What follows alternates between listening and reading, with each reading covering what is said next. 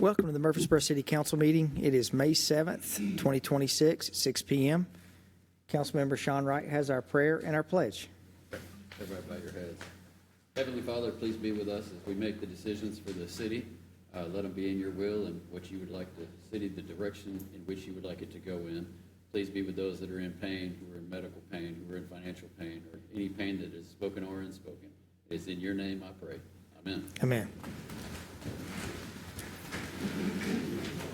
I pledge allegiance to the flag of the United States of America and to the republic for which it stands, one nation, under God, indivisible, with liberty and justice for all. Yeah, I've got a list of a few things. We've had, Bill, we've not had much go on in the city here the last couple of days. So today is National Day of Prayer. We started the day, Greenhouse Ministries had the mayor's prayer breakfast at MTSU today, and I don't know how many people were there, but it was a packed room, and so it was good to see everyone. So we want to thank Cliff and Jane Sharp for organizing that. And then yesterday, many of y'all may have saw we had, I don't want to say a visitor in town, but we had a Murfreesboro resident in town with a lot of visitors. Jordan McCullough from American Idol was here, and for some time now, our city team has been working with American Idol, and I want to publicly thank all of our police officers, our emergency service providers, our Parks and Recreation team. Nate Williams and his team organized everything, including the concert at Siegel last night. We had to make a small change because of the weather, but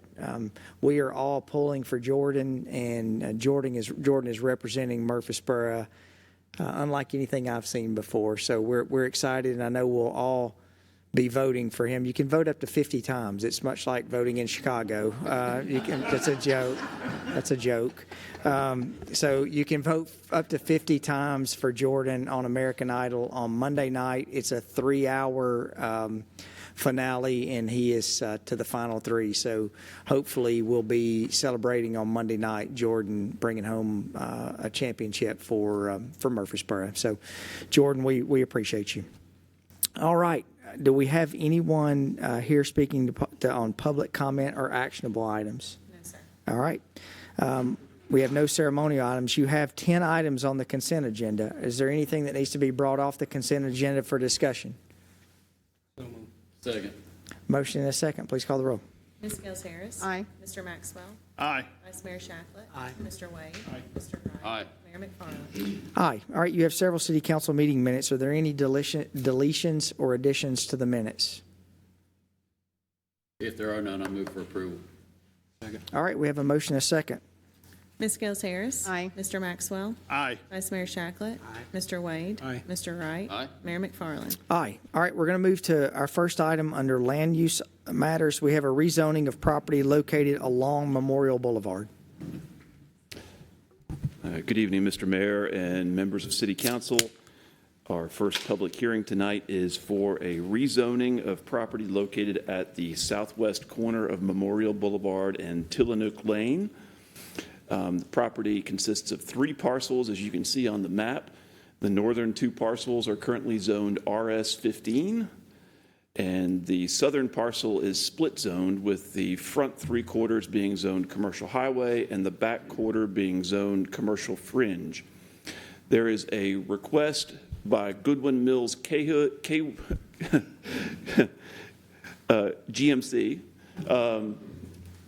representing Kroger to rezone this 13.4 acres to PCD, Planned Commercial District, for a proposed Kroger grocery store and with a fueling station as well.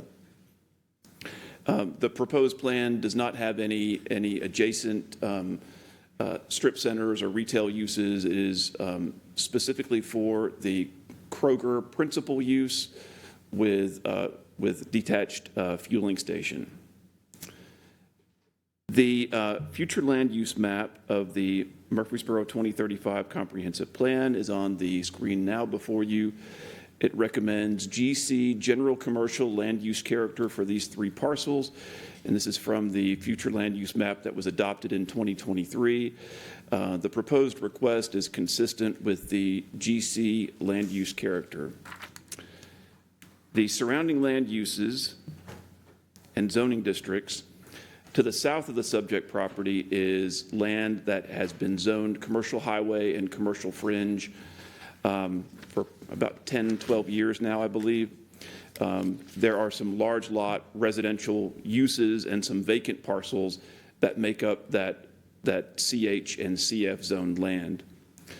Directly to the east of the subject property, east-southeast, is the Palmer Heights subdivision, which is zoned RS15, comprised of single-family residential lots of a minimum of 15,000 square feet. The PRD that you see to the northwest is the Northridge Park subdivision, which is currently under construction. The infrastructure has been installed, and now the houses are going vertical. I believe there's about 9 or 10 houses that are under construction over there in that subdivision.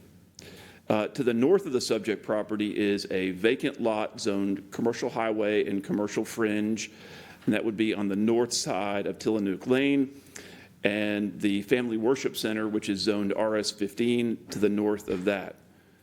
Across Memorial Boulevard from the subject property are some commercial uses. You see the OG to the southeast.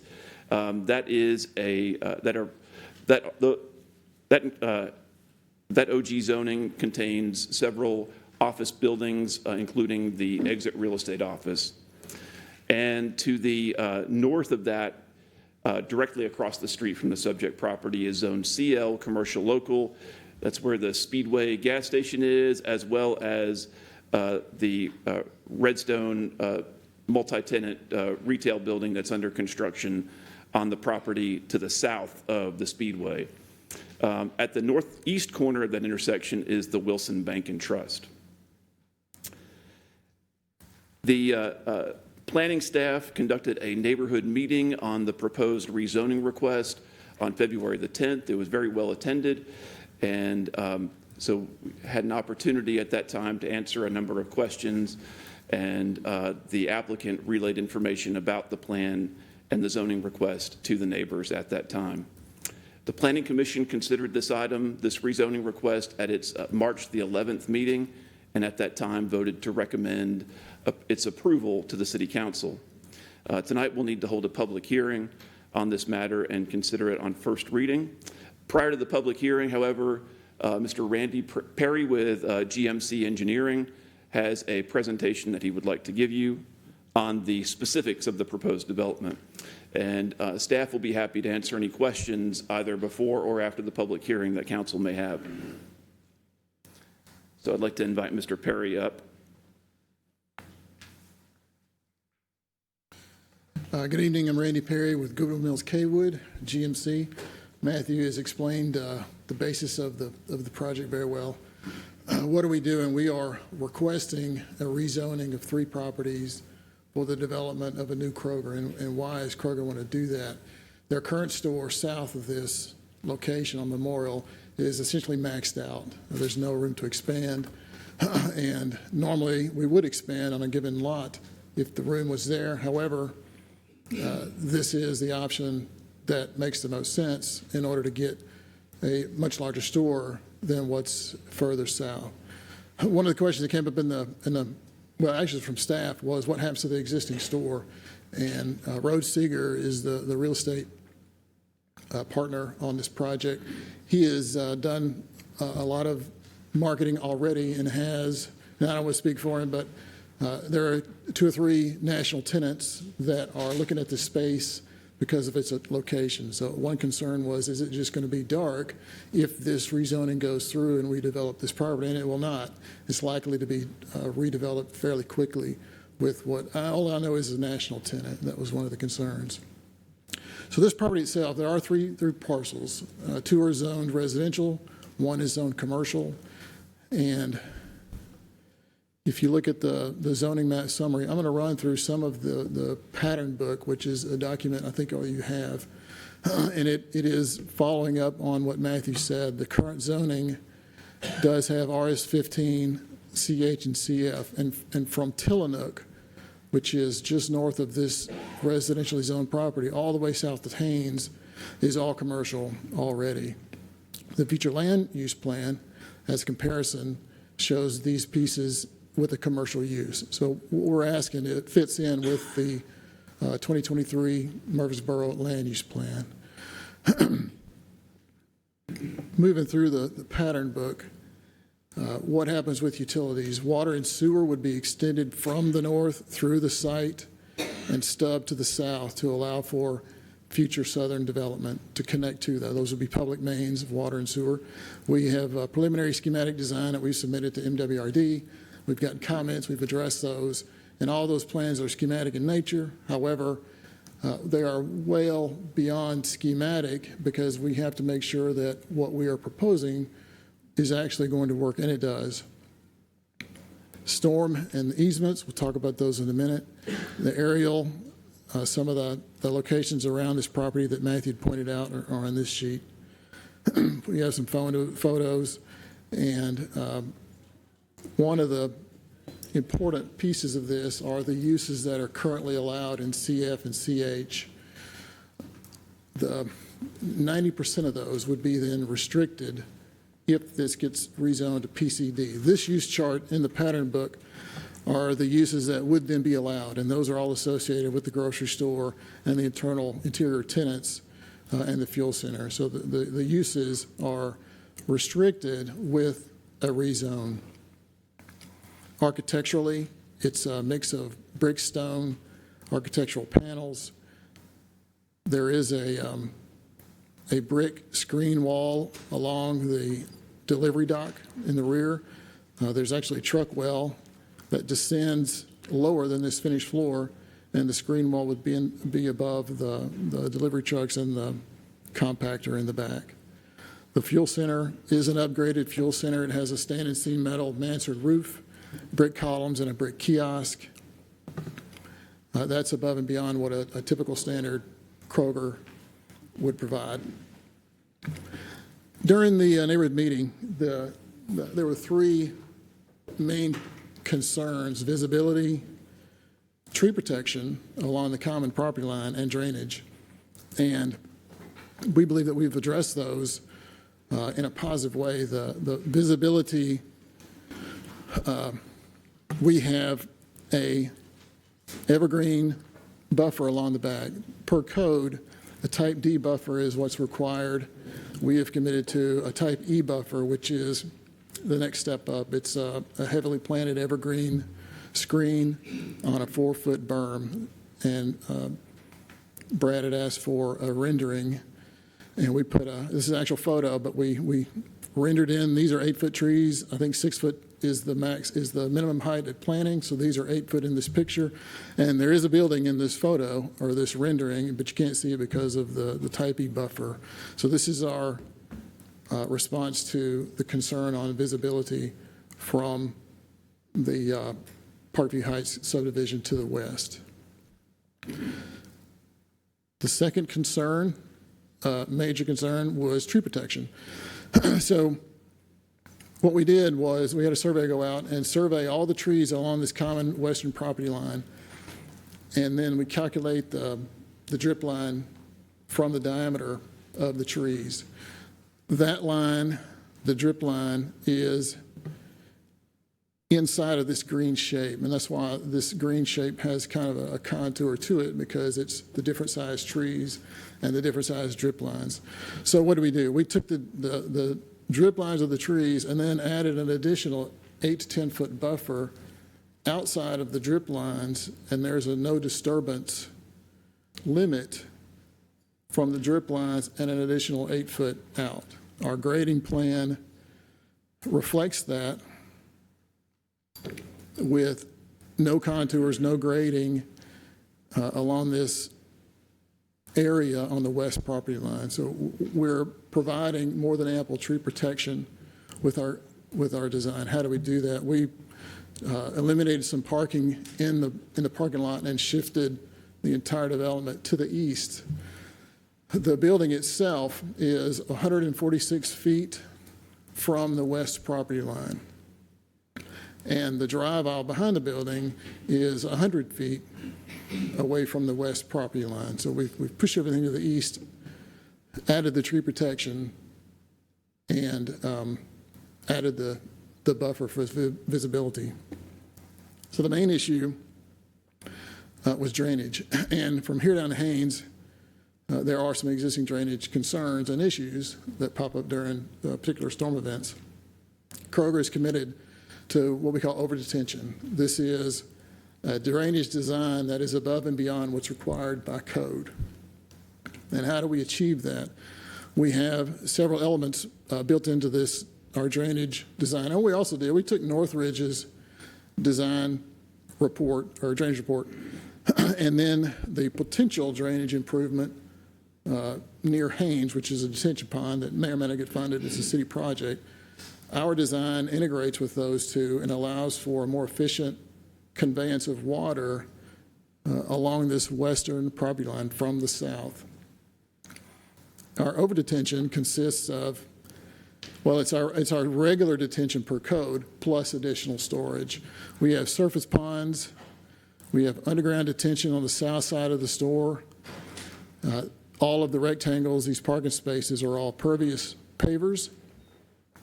And we have added a grassed swale along the western side that channelizes this drainage that comes from the south, turns the corner, and then it enters twin 42-inch pipes that are part of the Northridge drainage design.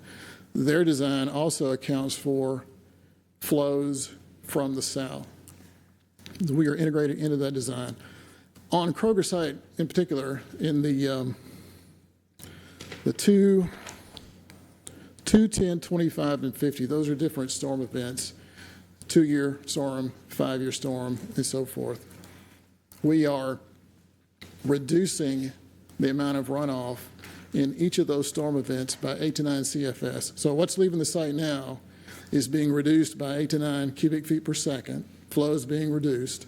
And in addition to that, while we're achieving that flow reduction, we have another 3 to 4 feet of freeboard in our surface ponds, which is we're using about half of the pond volume while we're achieving the reduction in flow. So the additional storage that's in those ponds is available if there is a frog choker or another real heavy rainfall that might affect this area. So with Kroger in this area, there are drainage improvements that are part of the Kroger development. Those are our responses to the 3 major issues at the neighborhood meeting. We believe that we are bringing forth a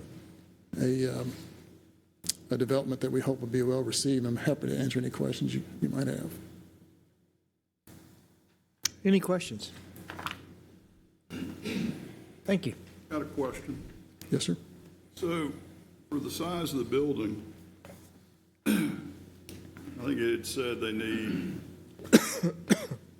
331 spaces. You got 397 spaces, correct? Well, 400 is the requirement per code. One per Code. Kroger's internal requirements are 1 per 250.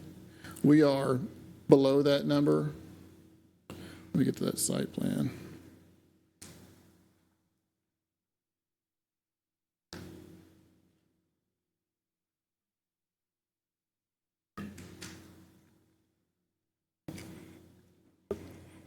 Yeah, parking required 400. We were providing 402.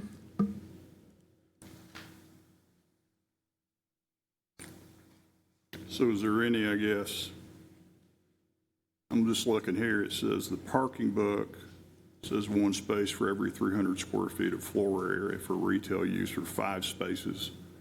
And it says the total building area is 99,241 divided by 300 is 331 spaces, 397 have been provided. My interpretation was you only need 331 based upon what I'm reading. The code, our understanding of the code, this would be classified as shopping center neighborhood, which is 1 per 250. That's fine if fewer parking spaces are required. Yeah. that would be helpful. Kroger's requirement is 1 per 250 for operations. Yeah, I don't care about Kroger, not to be rude, but, I'm thinking about all the people in the neighborhood and around the area. Is there a way to have fewer parking spaces and push it closer to Memorial Boulevard is what I'm getting at. We can, we've done that, but how much of a reduction would you want to see? Well, I'm just looking at what it says right here. And council, it's on page, for me, 237 of the 498. It just says parking. Pattern Puck defers to the zoning ordinance for parking requirements. The Murfreesboro zoning ordinance requires 1 space for every 300 square feet of floor area for retail uses, or 5 spaces, whichever is greater, plus 1 for each business vehicle, plus 3 queuing spaces. And it basically says the total building area is 99,241 divided by 300 equals 331 spaces. 397 have been provided. So my interpretation is you only need 331, and y'all are going above and beyond that, which is great for business and great for Kroger. But if it allows the building to be pushed further away from some of the neighborhoods behind it, that's better for the neighbors back there. We can go to 380. I think if we get an internal Kroger, it's like a variance internally. But the second part on the parking requirements, I see a different requirement in the code unless we're looking at, this isn't been considered shopping center neighborhood. I'm just reading what's in the council packet. Yeah, no, I know, it's a, Mr. Blomley? So the staff comments that you're reading are correct. It's a single user retail use. The neighborhood shopping center standard would be for a shopping center with multiple tenants, multiple different types of uses. So the 1 to 300 is what would govern from our standpoint. Okay, so what I'm reading is correct, right? In the staff report, yes, sir. Okay, so only 331 based upon the staff report is what is needed. Yes, sir. Okay, And so what are they proposing? 400. no, that's So, great. That helps does us out. In fact, not only does it help us reduce the parking, it allows us to create more detention storage because less pavement means less storage. And I just talked to Amber, who represents Kroger, and yeah, we can go down to 360 or so. Does that allow you to shift the building, though, towards? Yeah, more? mhm. And that's how we shifted it the last time. How was- much shift what would that be? Well, I think they're about, let's see, 2, 4, 6, 8, 10, that's 20. It'd be about a 30-foot shift to the east To Memorial. Yeah. towards Memorial, yes, sir. So if that's the case, then by reducing the parking spaces, it's helping the people who live there the quality of life for their homes. I mean, I'm definitely for reducing, so we won't be putting more emphasis on parking a car than emphasis on the value of a house that these neighbors already have. We're happy to do that. Kroger is happy to do that. It benefits Kroger as well in terms of site costs, storage requirements. In the March underground meeting, you all stated that ideally, you were going to work with 15 acres, and this is 13 acres. So looks like the people on Archer are paying the price for that. This is a smaller prototype. This is a 99,000 square foot prototype. This is smaller than the marketplace, which is 125, and it's a relatively new footprint for Kroger. Which means 15 acres would be ideal. It gives you more breathing room, but as you can see, we can get the new prototype on a smaller area.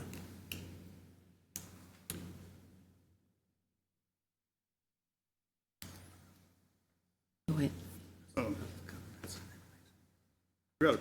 Randy, I'm not a professional engineer, but I did stay at a Holiday Inn Express in Johnson City last night. in your memo, you had said the Kroger development will not solve all the existing drainage. So in your own words, can you comment a little bit more about that? And then I'd love to hear from staff about the existing drainage in that area. I know we've had the Hy-Vee, we've had the North Ridge, and its drainage has always been the issue, and that's why I've always been a no on all these, is because of the drainage concerns. So can you comment a little bit on that? I can. The Northridge design and what I'm calling the Haynes detention pond, that is an improvement further south that at one time was going to be a city project, may or may not be funded. Our design integrates into both of those.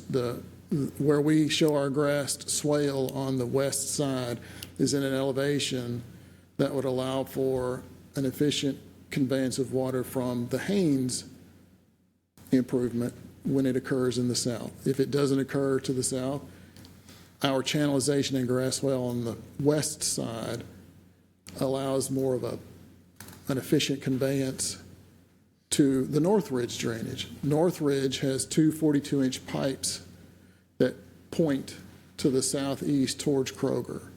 And our pipes, our outfalls, align with the Northridge pipes. Let me get to this real quick. So what I'm saying is, when I say it doesn't solve all the problems, it doesn't, but it does create an improvement in the Kroger area, absolutely, based on the additional storage. Let me get to, there you go, that we're building as a part of the Kroger. So good evening, Mayor, members of council. I wanted to go over that project that he referenced a little bit to the south. If I can figure out how to work this and find where they, not that one. Huh?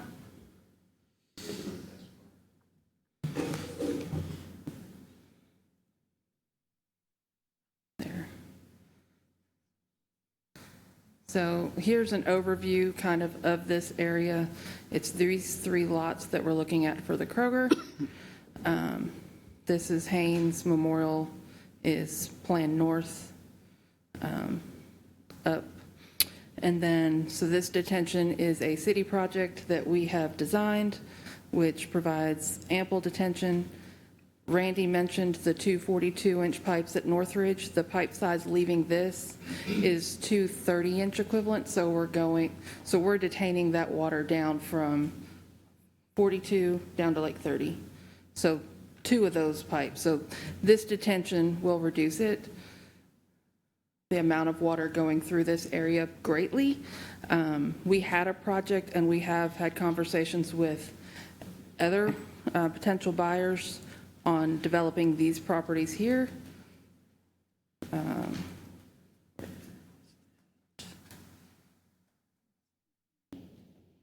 And so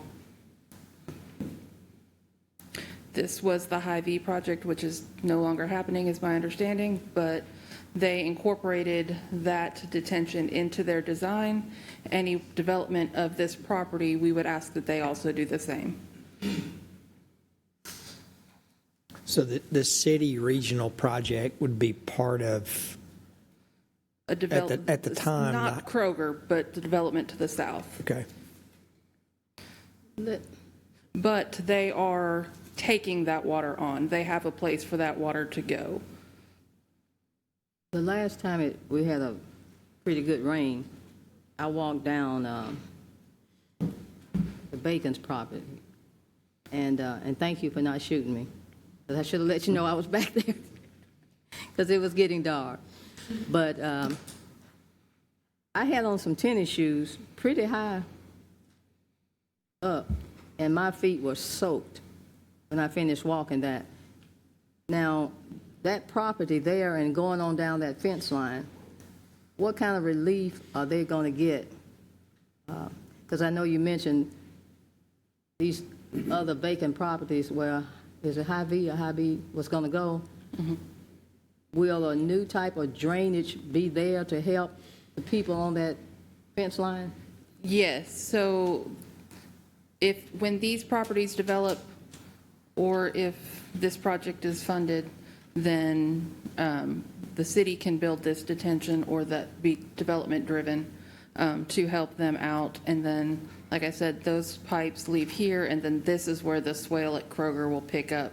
And they have met these elevations to match with the other elevations over on this property. Speaking of those elevations, I keep so much in my mind that I understand it's going to go up, something's going to be built up like 8 feet or something? I'll- Get- Yes. And I'll So- let Randy kind of address some of that, but that allows them to have some of the pavers and underground detention that they have on their site to better control the water. While, yes, they are building it up, the pavers, they will have storage under those pavers, it's less runoff, and also it allows room to put that underground chamber system in as well. Yeah, I was out there, and I'm 5'3", and we're talking about 8 feet. I just can't see that water not draining more down into that subdivision. I mean, that's So, a pretty tall elevation, and I just can't see the water, not just more water going down into that subdivision. so everything that is paved, when I'm reviewing their site plan, I will make sure it gets directed to the detention areas. Okay, let's say it doesn't work. Will the city or the developers be responsible for going back out there and giving some relief in that area for the water? And I don't want to put you on the spot, I'm just, if it doesn't work, because that's a pretty high elevation. If it doesn't work, who would be responsible for all this water going in this subdivision? And how would it be, I guess, fixed? And I don't think I'm not putting you on the spot, I'm just Yes. putting myself in the shoes of the people who are already flooding. I might defer to the city attorney on that one, on the legal issue. That's a little bit of a loaded question, Councilwoman, because you should have an opportunity when the engineers are putting it together, it'll come for site plan, seeing if those things are working. You know, obviously, once something becomes public drainage easement, then the city may have some liability there or some control over that. But if things work as they should, this should be figured out, and the calculations that are recognized should be presented well before that point. So, and like we don't know, because we have the best engineers in the world, I have to say, in Murfreesboro, working here for the city. But I would like to see if, based on the plan that's being presented, and this situation is going to be dealt with, the water and everything, I would like to see something in writing stating that if that does not work, who is going to be responsible for it, and so it won't have to be any legal things from the neighbors, that this problem is going to be taken care of if it doesn't work. You all are very adamant that you think it'll work, but in writing, if we can have something for the neighbors. So we do have some of that as a part of our process. Great. We require a maintenance agreement that is recorded with the county that does require the property owner to maintain all of their drainage and stormwater facilities throughout, and it goes with the land. So even if in 50 years Kroger decides this site's not working for them and somebody else, they're still responsible for that maintenance. Very good. Not that I expect Kroger to leave in Right. 50 years, but you never know. I know. Thank you. Very good. Very good answer. Do y'all want to go ahead and hold the public hearing?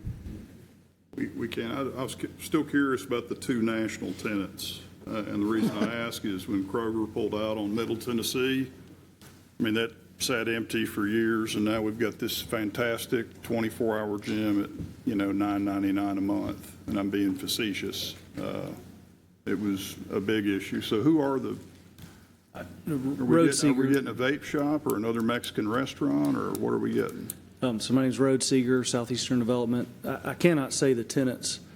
I would just say, in our years of experience with Kroger, you do have situations where you have boxes that sit vacant, but that would be more in a situation where you've got a declining population, not a lot of traffic, and the tenants leave the box because they're underperforming. This situation, you've got the opposite. Kroger's overperforming, doing really well. So it's a great location. We don't anticipate issues filling it, and we have current offers on space. We just can't say who it is. But, go ahead. What's the square footage on the existing Kroger store right now? 60,000 square feet. 60,000. So you're going from 60,000 to 99,000. So with these businesses that have asked for possibility of moving in those empty spaces, it sounds like to me that possibly will help with the drainage problem, because you have to put these huge draining, I don't know what you call them, but on those properties, which should help the neighbors there. Would you not say? Engineering? I can do a little more detail on the drainage system and how it works. You had mentioned it's about 6 feet of fill on the back side of the site. There's a cut on the memorial side and a fill on the back side, and that makes the property more of a plateau so that we can build the building on. The fill on the back side also allows us, when the fill is in place, to dig a deeper detention pond on site for storage. All of the pipes in this design, we've run this design. This isn't schematic. We actually have actual numbers. All of the pipes and the drainage or the rainfall that hits on this property, it all goes into a detention pond, and then it is throttled back and released at a controlled rate. It's also cleaned in water quality units before it exits the site, so that there isn't rain that'll hit the site and run straight off to the neighbors. It's all captured, routed into these detention ponds, and then cleaned, and then it's released at a less of a rate than it's currently being released to the west. So that the improvements as a part of Kroger's development are, I think it's very much over-designed on these 3 parcels. And the reason is because of our commitment to the neighbors. We could cut all this in half and still meet the current detention ordinance with the city. Katie had mentioned a maintenance plan. It's a recorded document that runs along with the property. So the ponds had to be cleaned, the outlet structures had to be cleaned, the water quality units had to be maintained. And Kroger's own internal policy is even more strict than TDEC's. So during construction, there's a sediment control process that goes on.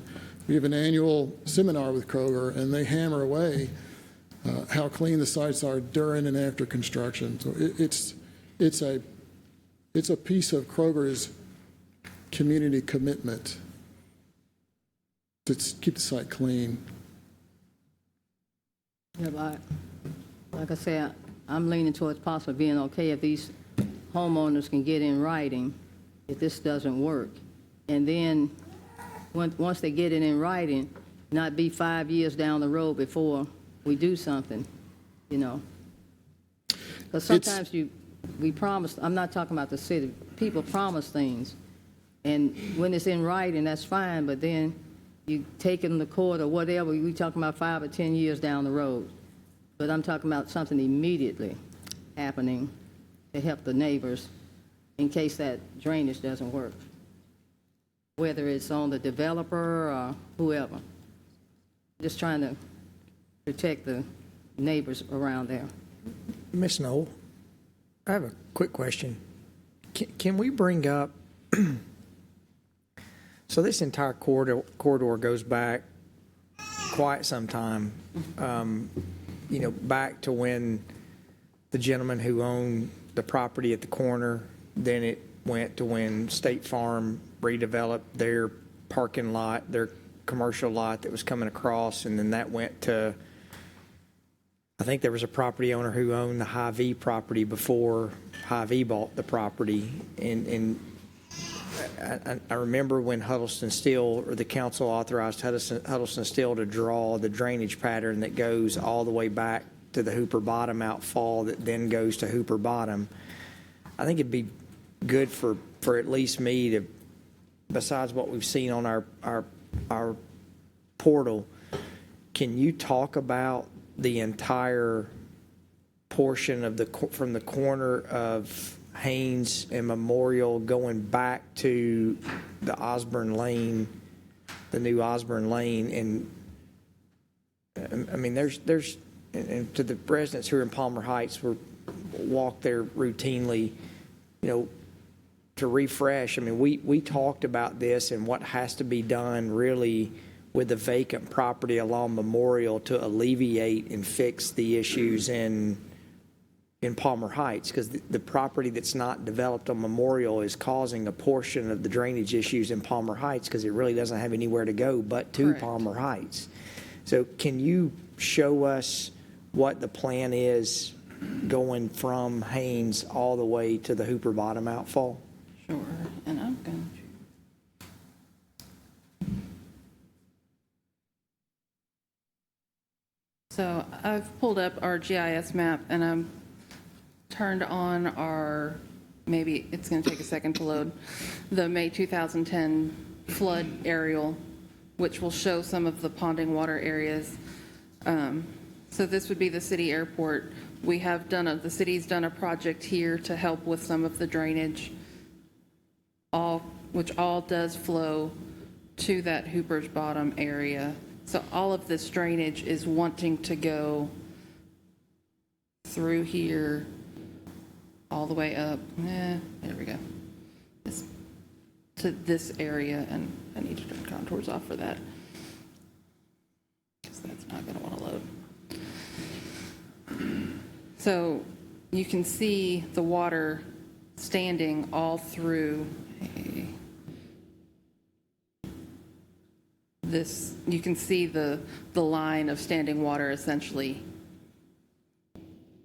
from the airport. There's here, it's just a kind of system of closed depressions that has to fill up over top, and we're trying to give it an effective way out as property develops along this corridor. So can you zoom in to Sure. to right? Yeah, there's the properties. I think everyone's. So these are the Kroger properties here.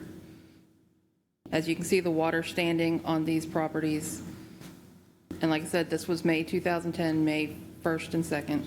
So that was that large flood event that caused lots of problems in Murfreesboro and Middle Tennessee all around.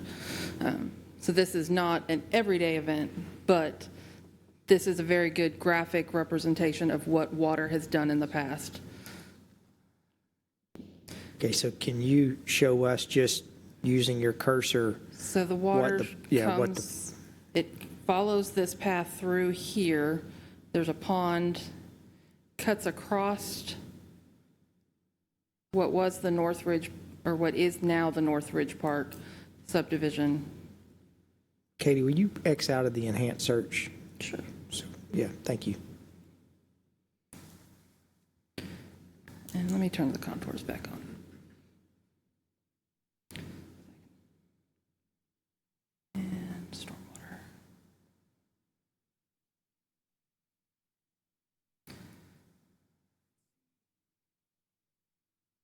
I'm gonna try some magic voodoo to make these contours load faster. It never works. I in mean, my I think you favor. give us, it goes from the airport all the way back to All the way Hooper's back Bottom. through. I think the question I'm Comes asking, like across. the existing property that's there right now that you just showed us with all the water on it, what happens to that as it's developed? So this will be detained here as a part of that extra detention that the city has designed, and that'll reduce the water from what requires two 42-inch pipes now to two 30-inch pipes.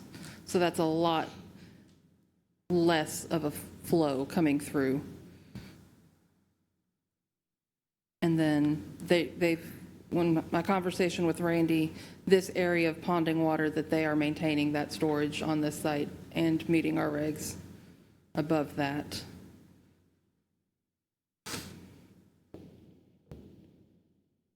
So as this develops and all of this develops, they will be detaining, holding back. We know this area is a problem, so we have asked all residents, drainage, volume-sensitive area to over-detain, as Kroger has also committed to. What about the property to the south? To the south, Yep. Yep, right there. right here. So this is where they've planned that large detention pond in this area here to collect that water. So when this would develop, it would push that water to this very large detention pond in this property, back of this property. And I can pull up that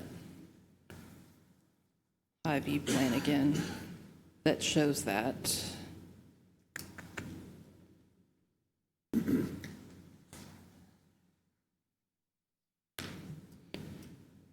So you can see this pond here, and I had one, and then it extends beyond the page. But we can see where Haynes Drive, that's the Yes. intersection right there. Yes. Yeah, okay. And so I had a different page at one point in time that had a match line, I think, that showed the remainder of that pond. But it goes about another, maybe about this area that I'm kind of circling up on there. Okay. It's not a lot larger than what that was shown. All right, any other questions before we open the public hearing? All right, seeing none, we're going to open the public hearing, and this is for rezoning approximately 13.4 acres along Memorial Boulevard. If you will, when you come to the podium, if you'll state your name and address, I'll get those recorded down. And then you'll have 3 minutes. If you'll address all of your comments to the city council, if there are any questions, we'll get those addressed at the end of the public hearing. If you're representing an HOA or a group, then your time period will be 5 minutes. All right, we'll go ahead and we'll open our public hearing. Thank you so much. I will be representing the neighbors. I am Pat Bacon. Michael's my husband. He isn't here tonight. He had a medical procedure today. I think you have all received emails from him. I live at 2814 Archer that backs up to this Kroger proposal, and I am at the lowest point, so I'm the very last house. We listen to the whistling of the wind, as if you would say, that whistles through the 4-foot culverts every night when we go to sleep. We understand growth. And the city and county have been part of our lives for a very long time, but growth should not come at the expense of existing homeowners who have invested their retirement funds, their savings, and their lives into their homes. For years, we've freely expressed our concerns about water flow and flooding. We provided photos and videos to the city when Northridge was developed. The city has records showing water standing in our backyard, and this is not a theoretical concern. This is a fact. Our home sits at that low point of water coming from multiple directions. When Northridge was approved and developed, we were reassured that drainage would improve. A dirt drainage ditch was created beside our property. 2 large 42-inch drainage pipes were installed near our home, as in I could step over my yard. In its current unfinished condition, yes, that a ditch appears to help move water. Northridge is not finished. There are still very few homes, very few concrete driveways, and a lot of open dirt that still absorbs water. Once that subdivision is fully developed, with rooftops and slabs, driveways and streets, that water is going to look for somewhere to go. Concrete driveways and slab houses do not absorb the water. Now, before Northridge was even fully tested, we are facing another major development behind us. I'm hearing a lot, "if this works," said tonight, and it's bothering me.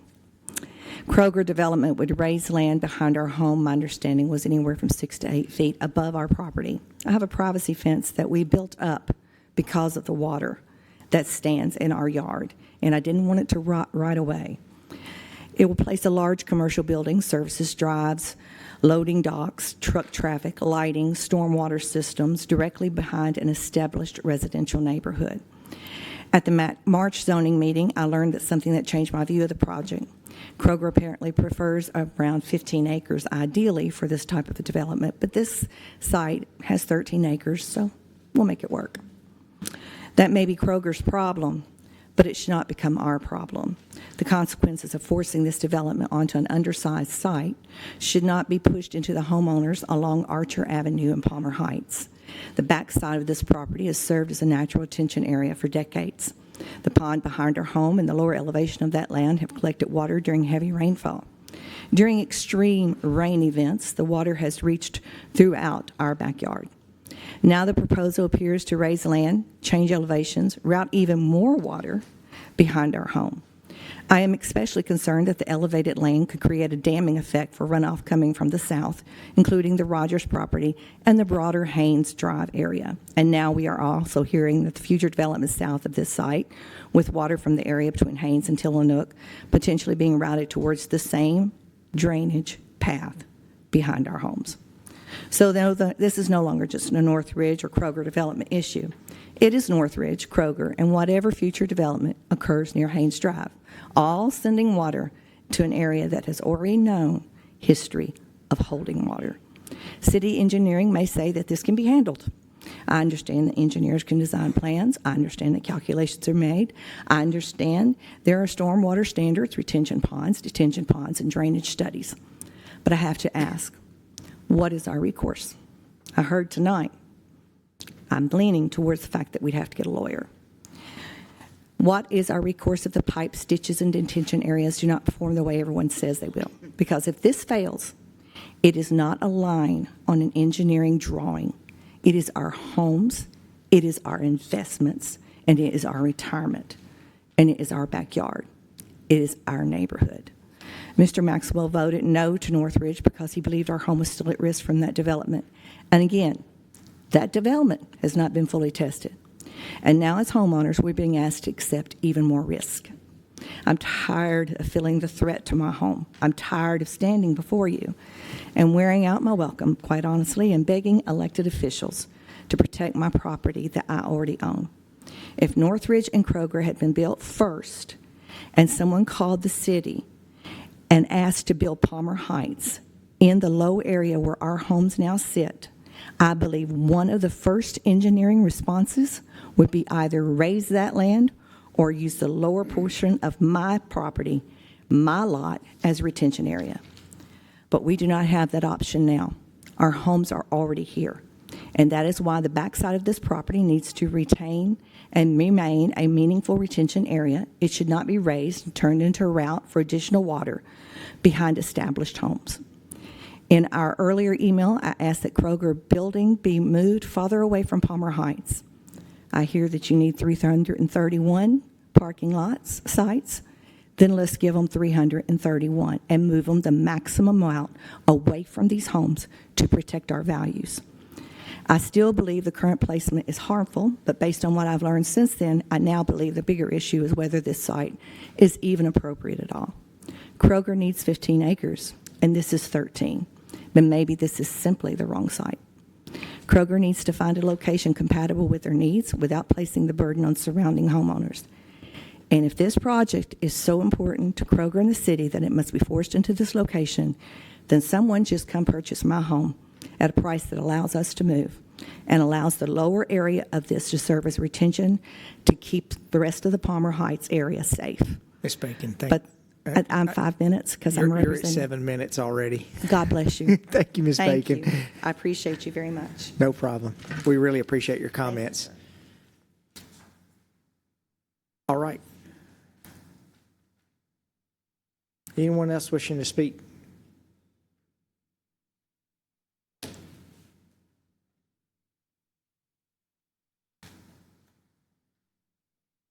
Hi. Carla Thomas, and I live on Morgan Road. And I'm listening to y'all, and I've been to these meetings, and I've voiced my objection. I don't feel that it should be approved. When Northridge was approved, I'm not an engineer, but I have common sense, and when I saw the elevation, I said, those homes are going to flood. And it flooded, and it's still flooding. And where y'all are talking about doing that retention is going to be right in my backyard. So now my property is going to shift. And we have a quiet neighborhood. If Kroger is allowed to convert residential property into commercial, we're going to have more traffic.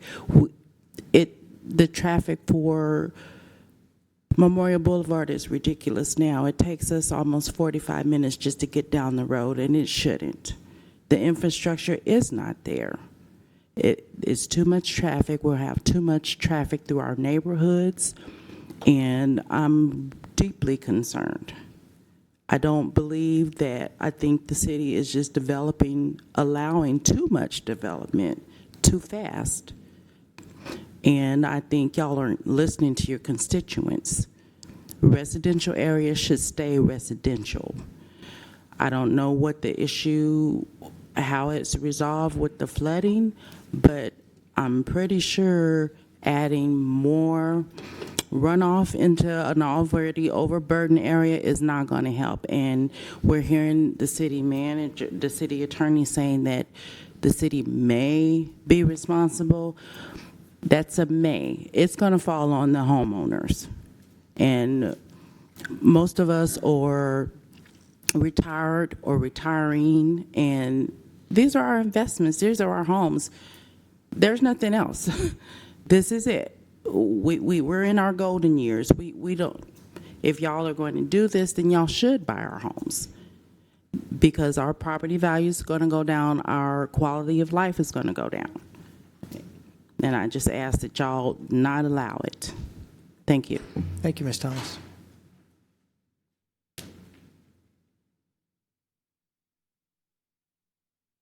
Anyone else wishing to speak?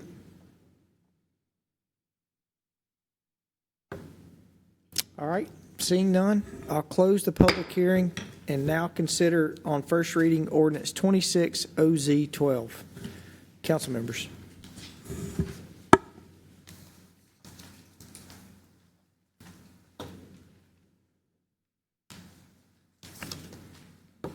Any questions? Let me speak just a little bit on, we talked about. Hey, Bill, this document. pull the microphone up. There you go. Okay, sorry. I'm now the microphone police. Oh, so, okay, well, thank you. Yeah. I appreciate Already got that. busted once during this meeting. Did you? Okay. My thought is that we've talked about moving the building, reducing the number of parking spaces. And we've talked about some obligation written into this contract to protect the homeowners if something happens. That, you know, all these plans for addressing this drainage doesn't work. Is there some? Roger Jones is on the phone for somebody. That's okay. I have the same problem sometimes that I need somebody to turn off my phone. But my thought is a document like that, is there precedent for a document like that to be attached to the development agreement? And then do we need to actually see what we're voting on before we actually vote on it? I'm just a little concerned that everything's out here in the air, and we've talked about some things that aren't in the plan book that's before us. So I think there's a couple things I'm concerned about, and I appreciate what Ms. Bacon and Ms. Thomas have said. You know, I think that the frontage on Memorial it's logical that there's going to be some commercial there because it's a 5-lane road that has got commercial all the way up and down it. So, there's a 400,000 square foot building that's vacant across the street. But I do think the part I keep going back to, and age probably gets some of this, that we've talked about the regional retention or detention issue that we've had in that area with every development that's come along there. And, I don't think it's uncommon to really say you've got the property that's on the corner, you've got the Hy-Vee property, you've got the property that's been purchased on Haynes Boulevard, you've got this property, you've got the property going all the way to Northridge and the new Osborne Lane extension there, that for a site to be developed, we're piecemealing those sites together, saying that this chicken is going to help this egg, that, it's trying to figure out what's going to help. And so really what the ultimate fix is going to be that all those properties along Memorial are going to have to be developed with a regional detention issue to be able to handle Palmer Heights and all of that development to be able to get it through. So, what I would like to see, and we've not met with anyone or heard anything, but it's my understanding that there has been some discussions on some of those other properties down Memorial, that we look at an overall regional design that has to be done to show the entire basin there. And maybe that's what the design we have that Huddleston did, that we show what's, if you had, and I'm not anticipating this, but if you had 3 Krogers that were big examples that were along that property front, what does that look like, and what does the draining, retention, and detention have to be to protect the neighbors in Palmer Heights? And not just the neighbors in Palmer Heights. That water goes through Palmer Heights to Regency Park to Laurelwood, then it goes from Laurelwood to the back of Laurelwood, then across Siegel Drive, and it goes all the way from there back to the other Hooper Bottom. So what's that overall region look like? So when we had the Hy-Vee site up for development, we had a developer's agreement for them to incorporate that regional project into that project. And as you alluded to, yes, the planning department has had conversations with the Hy-Vee property. It is already zoned commercial highway, so chances are a site on that would not come to this board. It would go to planning commission only. But it would still be required, we would still be asking that they take on that drainage. We would expect a developer's agreement in that case to do that work and drain towards this, it would drain towards this property. Katie, can you bring up is it under the PowerPoint? You had the full drainage. The full drainage or the Hy-Vee plan? No, the full drainage. Full drainage, yeah, it's on a PowerPoint. Moral drainage.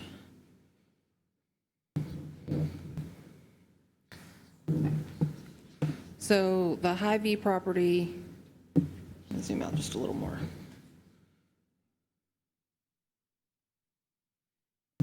Incorporated some of, this was Haynes Drive, it incorporated these properties, and then this is the city's detention pond. As you can see, it is a very large detention pond.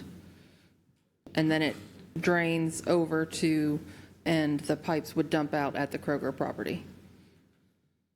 And this report was done assuming a runoff coefficient on a developed property? Yes. I just want to make sure that it's understood that there has been a regional study. Yeah, I remember when the council authorized that, we paid for the entire study. I think what makes sense to me is taking this regional study that we now have, showing the Kroger site is part of that regional study, and then what the possibility of those other sites and what that looks like, to where we can truly see what the flow coming off of the surface runoff, like what Ms. Bacon was talking about, what that looks like in that system. I get that it's planning into what could happen, but I'm just speaking for me. I'm not comfortable until we know, one, what the Kroger site's going to look like with the parking reduction, what that looks like.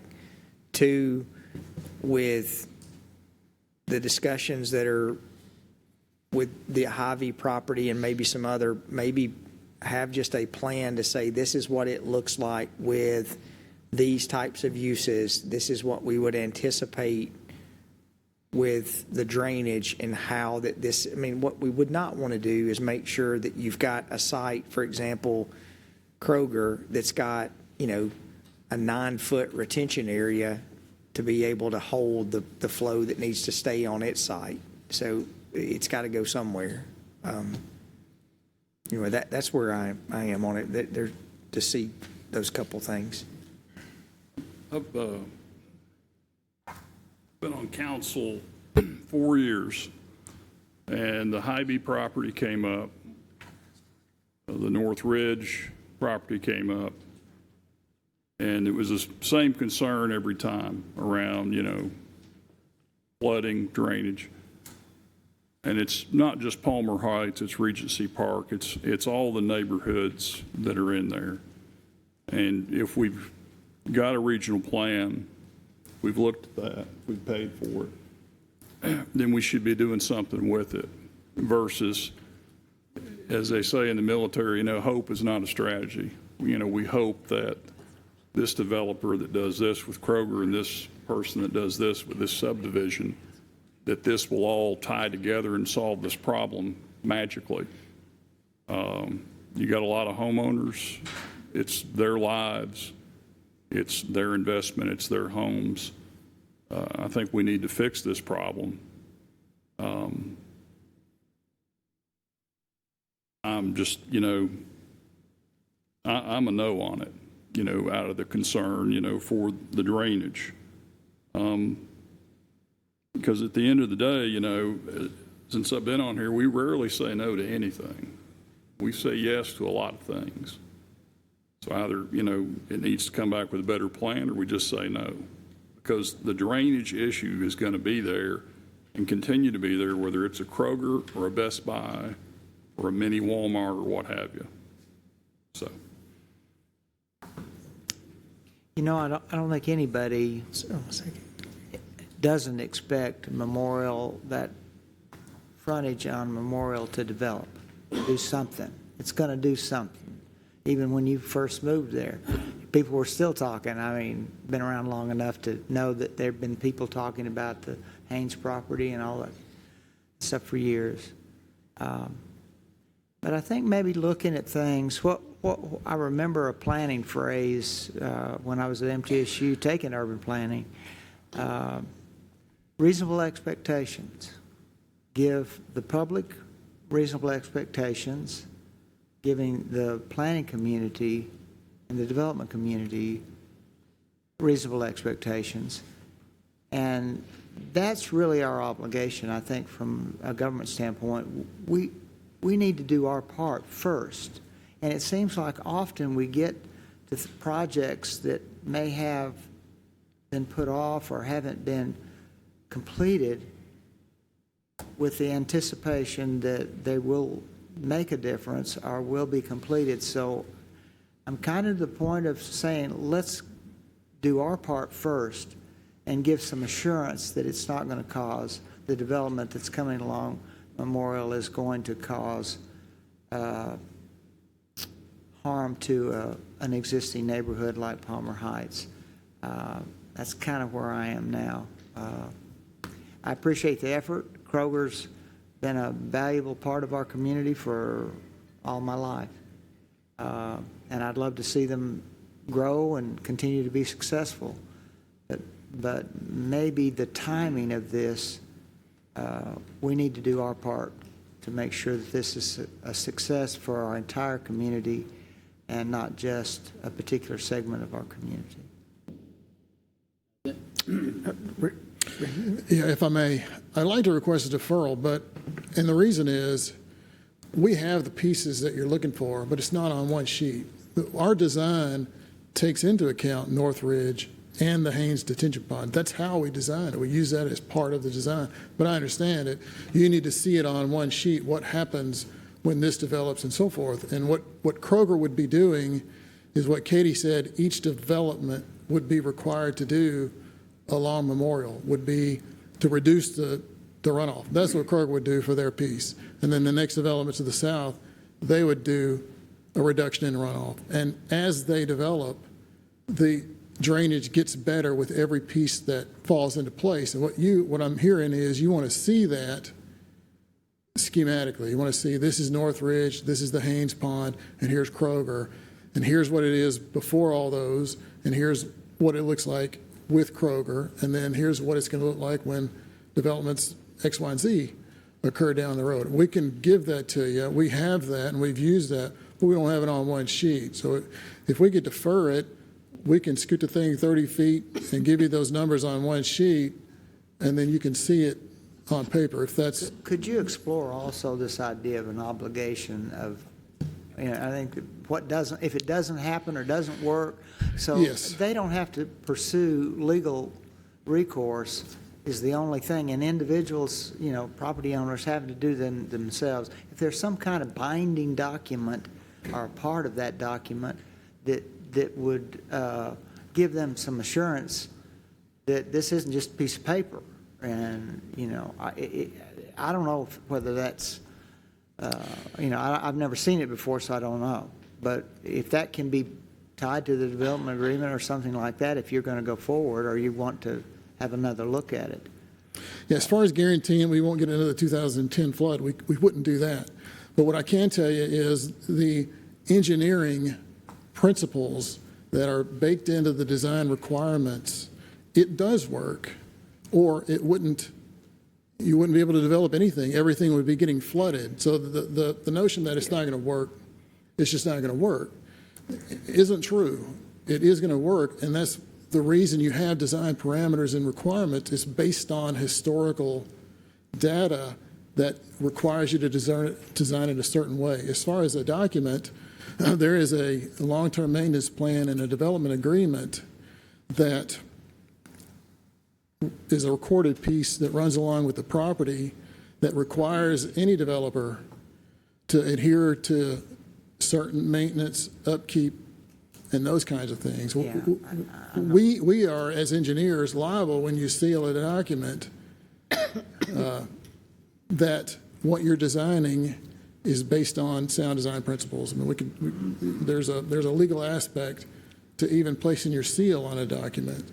I think it's fair to We're say. not going to seal it unless it's going to work. I mean, I think it's fair to say you can look at city projects that we've done. I mean, even more recently here in Regency Park, after some of the calls that we had gotten to show where we fixed areas in Regency Park with some of our plans, but there's multiple examples across the city, Leaf Avenue, just that the city's done, where we can show by being able to retain water that currently is just sheet flowing on the property that we can fix drainage issues. I think and what everyone's saying, you've got a large undeveloped area that's along Memorial that we know has significant flooding. And what we would like to see is what that looks like holistically, as opposed to here's what it looks like with Kroger, here's what it may look like with Hy-Vee. What does it look like with all of those? Even if we have to go look and say, what's the most intense use, and when I say intense, commercial use that you could put on there if, for example, Memorial develops like it has. So say Memorial, you show that you've got the post office, you've got the Kroger that you've already got, you've got the Wilson, well, it's not Wilson Bank, yeah, yes, it is Wilson Bank and Trust. You've got the Chase, you've got all those things. Here's what that corridor looks like. And then we can anticipate what the drainage looks like that's going to affect Palmer Heights and all those other areas.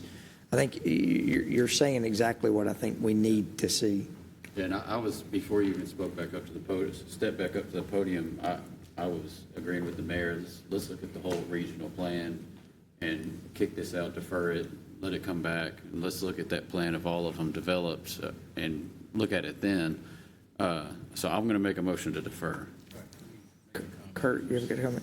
So Randy, can you answer this? Because it keeps coming up. Is this lot undersized? It is not. 15 acres is for, as I mentioned, 125,000 square foot building. This is a 99,000 square foot building. It works on 13.4 acres, or we wouldn't be able to do the development. No, it's not undersized. Okay. I agree with my colleagues, but I think one of the things we got to understand too, engineering is different now than it was in the past. Let's go back to every subdivision that we've approved. It's been drainage issues. You go to Puckett, we had drainage issues. We go to Berkshire, we had drainage issues. Those are some of the things that we're going to have to improve, just like we did Berkshire, just like we did at Puckett. If we approve this, this is just like any other thing that we have to do. As this city moves forward, we're growing leaps and bounds. We have to make some changes as far as engineering. This is just another project that we need to make sure that we take care of our neighbors that live in the neighborhood. So we have a motion. Do we have a second for deferral? I got one more comment. I know, Mr. Perry, I know you believe it'll work, but kind of to Councilman Wright's and even Councilman Wade's point, the Kroger development will not solve all existing drainage. And I guess that's what I'm hearing is that everything has to be looked at and tied together. And to Kurt's point, we're probably this is going to be an ongoing issue with the county that we live in terms of drainage. I personally would rather deny, but if you want to go with the deferral route, that's fine. We do have a motion on the floor.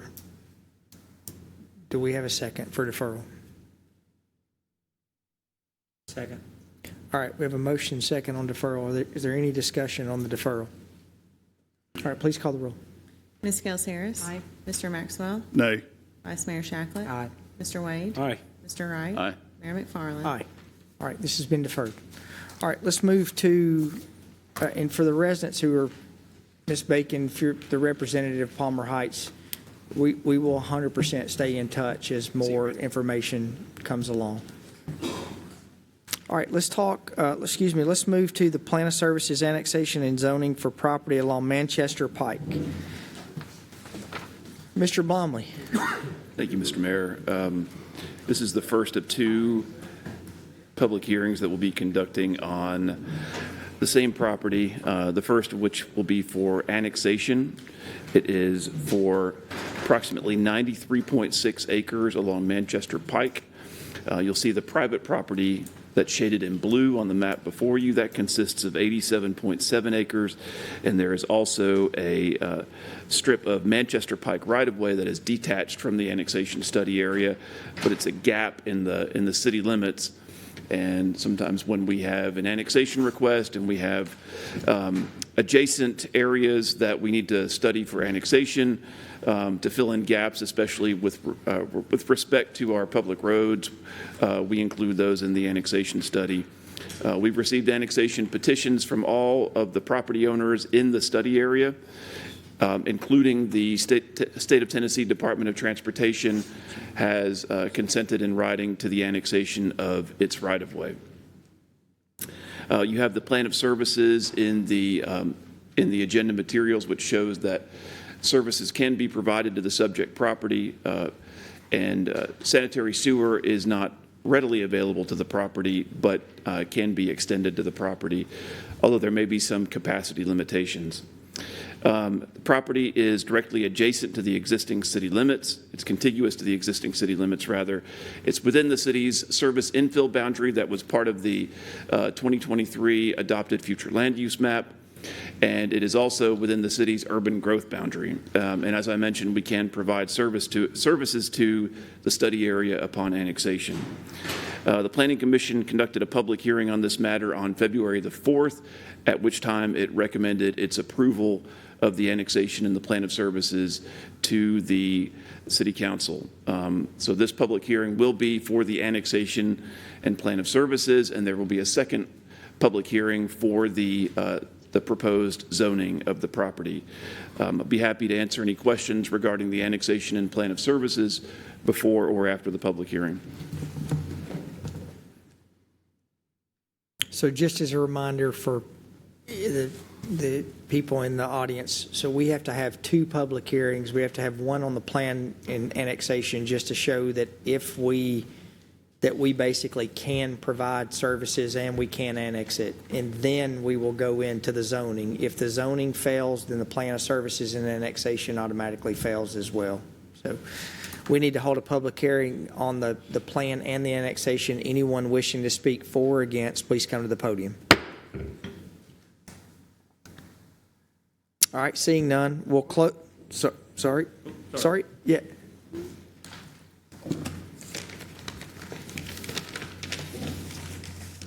My name is Blake Barrett. I live at 2420 South Bella. I have concerns about the annexation of Manchester Pike property and the proposed development that it would facilitate. As I live closer to this property, I've spent the last 2 years as a project manager for Crescent Communities Construction, building 309 future homes for my neighbors. I would ask that the council to consider the noise and nuisance that these neighbors would endure if this proposal moves forward as is. Manchester Pike is a residential corridor, and an industrial development of this type would need to make a significant modifications for it to be compatible. Before the city moves to annexation of this property, it needs to be better understood the impact that the proposal would have on the neighboring residents and consider how the development plan should be modified to better fit the area. Thank you. All right, thank you, Mr. Barrett. Yes, sir. I'm Stan Jocelyn, 26-year vet, now teacher here in Rutherford County. So some of my understanding is the development, I'm at Mankin Point right now. I live there. And I understand some of the development that they're looking at, and I don't know this for certain, is like data centers. And from what I understand of data centers is that they're nothing but a negative influence on environment, community, and resources. So I naturally am completely against something like this since I've retired once and I'm looking to build a life here and have put my money in where I'm living. And we were just talking about data centers, they're terrible in all aspects: environmental impact, energy consumption, water usage, e-waste, air pollution, impact on local communities, higher energy rates, noise pollution, negative influences on land use, and limited economic benefit. So in my mind, the people that live around in this community, it would be horrific, basically. And from what I know, once these lands are developed in this way, you can't sell your home. You're stuck because nobody wants to live there. So I'm completely against this. Thank you. Thank you, Mr. Jocelyn. Thank you for your service. So I want to make sure, again, this is for the annexation just to show that we can provide services. The zoning is going to be the next hearing, which we'll talk about the usages and all those things. Yes, sir. I'm making point as well, and my background is actually in engineering. Can you tell me your name and address? Arsenio Moden, Okay. 2310 Fig Drive, resident of Macon Point. The biggest thing I've seen here is, I just had a question on like just the volume of traffic. With a background in engineering, I know how traffic or design of traffic in roadways kind of, especially in Murfreesboro, could be behind in time. This is a 2-lane road. We'll be seeing the developed area. If you're bringing in more 18-wheelers, the whole 419, we're already backed up significantly once you get down to the Publix intersection, as well as the right where Buggy's is, right now with the intersection going on, the traffic, you're backing up even more. Not as also the noise complaints from a quiet night and a busy night. So have a 10-month-old all the way up to an 8-year-old, and putting them to bed, especially on the 4th of July, you can definitely understand the noise. But also the amount of traffic coming through that area, if you're talking about 18-wheelers, the noise from there as well. And then I'm not even going to get into drainage. Of course, I know that very well. I know the GIS. I know how all that works. I actually know EPSC, qualified in this well. So none of that speaks to positive impact when it comes to wanting to live there, if you know what I mean. So I've been there for 3 years, got it brand new, so I'm looking to build a life there with a family of 5, maybe still be growing, but none of it speaks to a positive impact for community. I know there's a lot of animals still in there that's running around as well, so if we're talking about wildlife, that's another impact when it comes to species and where they're going to go as well. So definitely totally against it right now, but definitely open to listening to more. So I don't know any more to discuss, but just wanted to put that out there. And Arsenio, tell me your last name again. Molden, M-O-U-L-D-E-N. Thank you, Mr. Molden. Thank you all. You have a good one. Anyone else wishing to speak for the annexation? Yes. Yes, ma'am. I would, please. Hi, my name is Kathleen Cross, Kathleen with a C. I live at 1915 Thomas Court. My parents have lived here since 1998 when that subdivision was first built, and it's right there on Manchester Pike Broad in Rutherford.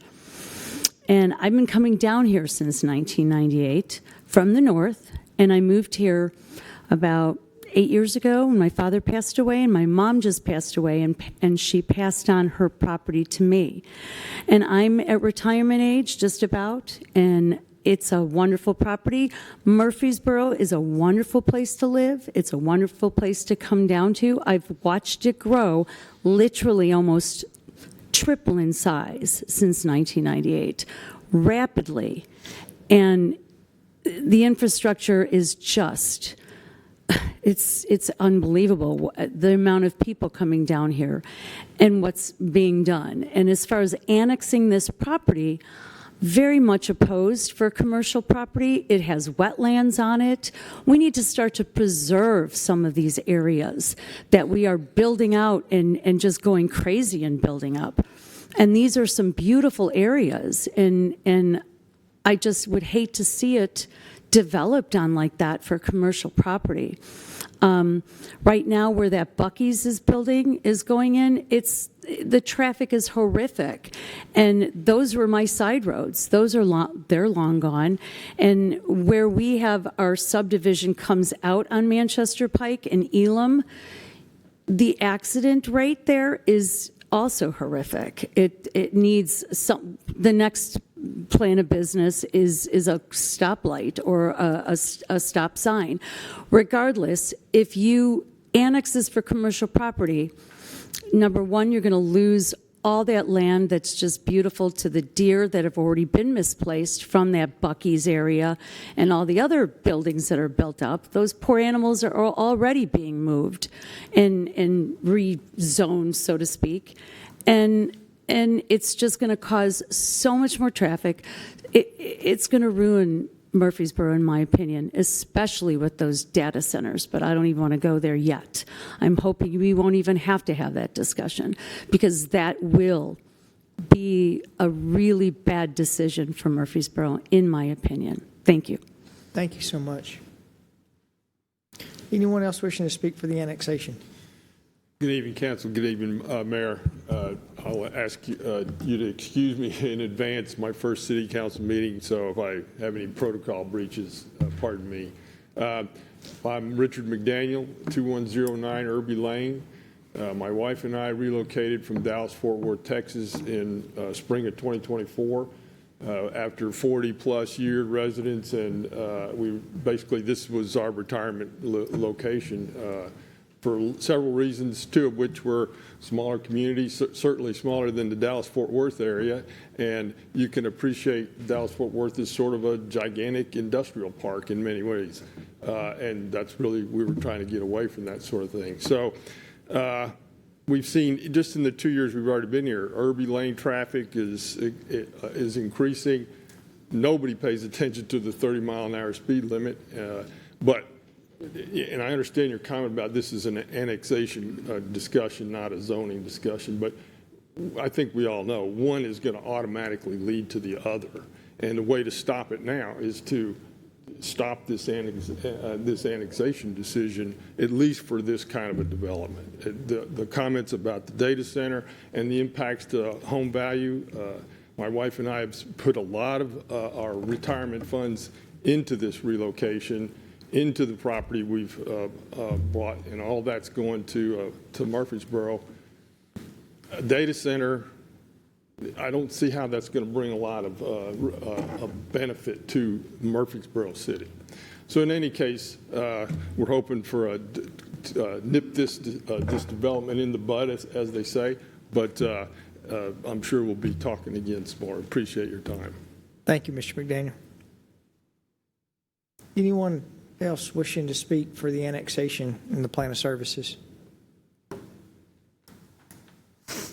All right, seeing none, we'll close the public hearing. And just to make sure, Mr. Peach, and by the way, Mr. Peach is our new city attorney. This is his first meeting. I just want to make sure I'm correct on this. State law, when this changed years ago, we have to do 2 public hearings, one on plan of services, one on annexation, and one on zoning. But because this property touches city property or city limits already, we're really just looking that we can annex it and that we can provide services to it.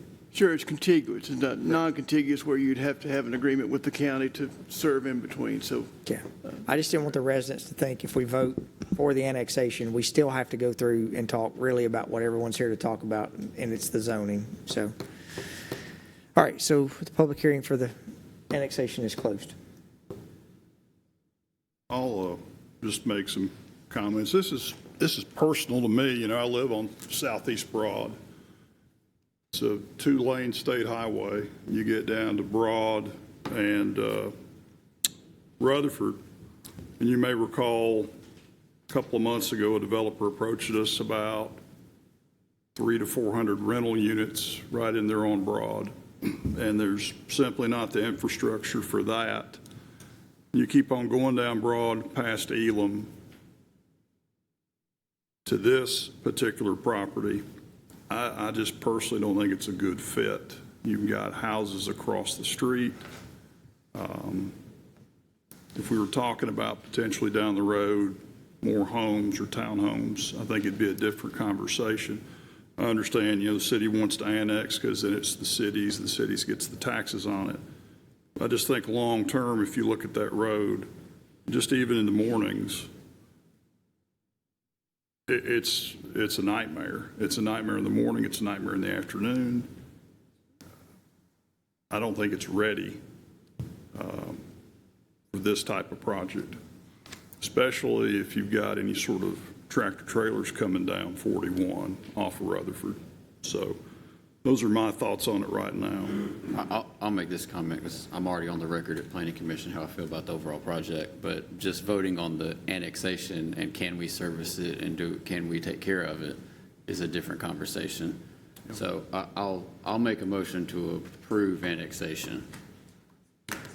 We have a motion. Do we have a second? Second. Motion is second. Please call the roll. Ms. Gels Harris? No. Mr. Maxwell? No. Vice Mayor Shacklet? No. Mr. Wade? Aye. Mr. Wright? Aye. Mayor McFarland? Aye. 3-3, the annexation fails. All right.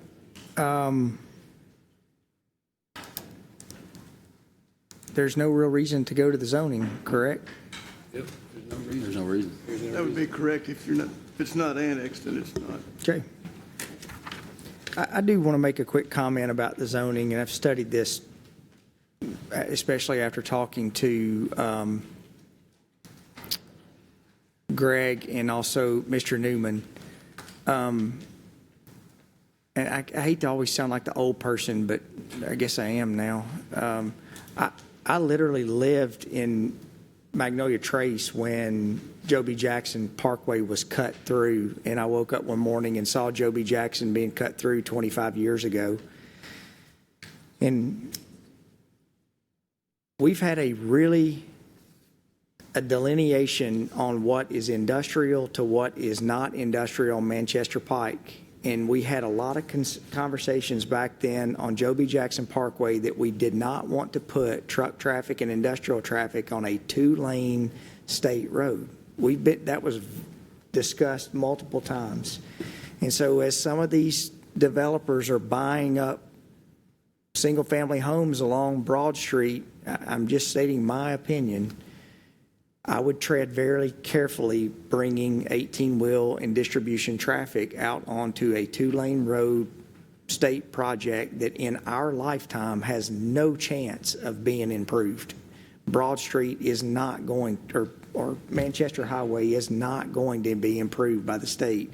It's not even anywhere on the 25-year plan of being improved. So as you go through and start acquiring properties thinking that you're going to be able to connect those properties to the properties that are on Joe B. Jackson Parkway, there's a lot of discussion that's going to happen about bringing that type of traffic into predominantly a rural setting and rural road network. Can I make a comment? Yeah. So I voted no on the project at Planning Commission overall.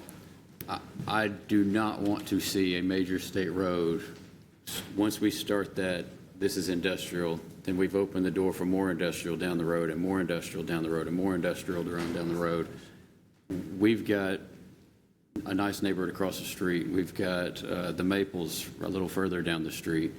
And once you start this path, it's the hardest to say no to the first one. After you say yes to the first one, it just gets easier and easier and easier to say yes. So, Austin, you just said we don't ever deny anything. Here's one right here. It's a first. Yeah. All right. All right. So let's item 15. The zoning is. We'll move to 14. Item 14, plan of services of annexation for property along Sulphur Springs Road. Mr. Blomley. Thank you, Mr. Mayor. Let me kind of page all the way through the zoning now.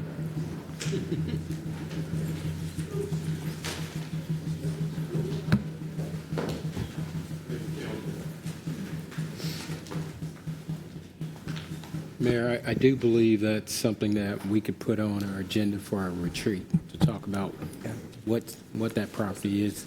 Yeah. That's a good call out, Kurt, because I'm kind of like Councilman right over here. That whole area to me is residential from my view. Now, I can see the industrial being back adjacent at the back beside Joe B. Jackson. Another access. Yeah, with another access. The road system. Yeah. But I think I don't want it out there on 41. Right, not on 41. No, and I think we some of the neighbors that live on the Dilton Mankin property, that they were not even here when we rezoned that property back 15, 20 years ago. And there was a clear understanding. I was a no vote on the zoning, but there was a clear understanding that we were going to keep the buffering along Broad Street residential in Manchester Highway. And that, I mean, I remember when Panattoni came through and we said that we were not going to allow them, there was a lot of discussion on that. And the other thing I would say to the gentleman, Mr. Barrett, who was here to talk about the apartment complex, I mean, I'm very cognizant on mistakes we made. I think we made a mistake rezoning the Jones property into apartment complexes 20 years ago. I wish we would have not voted for that. I wish I would have not voted for that. That property had such wetlands mitigation that had to be done on it that it sat there for 20 years before somebody could develop it. And sometimes, like with this property, and you've got significant wetlands and you're trying just to look at it to say, well, what will fit there? Sometimes maybe the answer is nothing will fit there. It's just not a property that can be developed. And the more that I studied on this property and looking to, well, really the only thing that could go on there is a warehouse. Well, I think that's not what we said we were going to do years ago. So. Well, and the good point that you made, Mayor, there's an old analogy about a camel and how he gets into your tent. You get a nose under the tent just a little bit, and all of a sudden, so we make a decision, and it kind of tells the development community what we will accept in a particular area. So I'm with you, Sean. I think we need to discuss a little bit broader picture of what we expect in this area so we can tell the development community what our expectations are. Hey, we didn't mean to leave you standing up there so long, Mr. Bromley, but. Sorry. I feel like I need to say something, but I don't really know. How's Auburn's baseball team? What's that? Congratulations on your NIT championship. Yes. There's always Auburn to fall back on. Yeah, that's right. All right, let's move to our next item, which is item 14, Plan of Services and Annexation for Property along Sulphur Springs Road. Yes, thank you. So our next public hearing is property located at the southwest corner of North Thompson Lane and Sulphur Springs Road. It is the study area is 8.81 acres, and it includes the right-of-way located directly in front of the subject property. The owners of the property, K&B Investments, have petitioned the city for annexation of their property, and we brought the annexation of the right-of-way to the County Road Board several months ago, and the County Road Board granted its consent to annex the right-of-way. As you know, whenever we have a piece of property that the right-of-way in front of that property is not in the city limits, we try to bring that into the city as well to consolidate the jurisdictions, and so that developers don't have to go to multiple jurisdictions to get their permits. So the annexation petition and plan of services is in your agenda materials. The plan of services shows that the city can provide services to the subject property. There's still some discussion about who will provide water service, whether that's CUD or Murfreesboro Water Resources, but we feel confident that they'll be able to work that out. There is no companion zoning request that goes along with this. The property is zoned residential medium density in the unincorporated county, which means that upon annexation, it would automatically come into the city limits with an RS-15 zoning classification, and the owners of the property wish to develop it under that RS-15 zoning classification, which would be single-family residential lots, a minimum of 15,000 square feet. Mr. Wright did mention at the Planning Commission public hearing that he was concerned about driveway locations on Sulphur Springs Road, but there will be assurances that there will be an assurance that the preliminary plat will be back before the Planning Commission, and the planning and engineering staffs hear the concerns of that nature, and Mr. Matt Taylor, the design engineer, hears those concerns as well. And we'll be working with Mr. Taylor, should this property be annexed, to come up with an acceptable plan for the driveway locations on Sulphur Springs Road. And of course, we will bring that before the Planning Commission for its review and consideration. The Planning Commission conducted a public hearing on the Plan of Services and Annexation on March the 11th. And after the public hearing, voted to recommend the approval of the annexation and plan of services. We need to conduct a public hearing today, and I'll be happy to answer any questions. Any questions for Mr. Blomley? Their intention is to stick with the RS-15? Yes, sir, that's correct. Okay, thank you. I believe they're looking at about 7 or 8 single-family lots on the property. Okay. All right. If there's no other questions, we need to open the hearing for, the plan of services and annexation for approximately 8.81 acres on Sulphur Springs Road. Anyone wishing to speak for or against, please come to the podium. So moved. Well, hold on. We haven't closed the public hearing yet. Hold on. We can't second that either. Now we'll close the public hearing. We'll consider on first reading Resolution 26R PSA 11. Kurt. So moved. Second. Motion and a second. Please call the roll. Ms. Scales Harris. Mr. Maxwell. Aye. Vice Mayor Shacklet. Aye. Mr. Wade. Aye. Mr. Wright. Aye. Mayor McFarland. Aye. Mr. Blomley.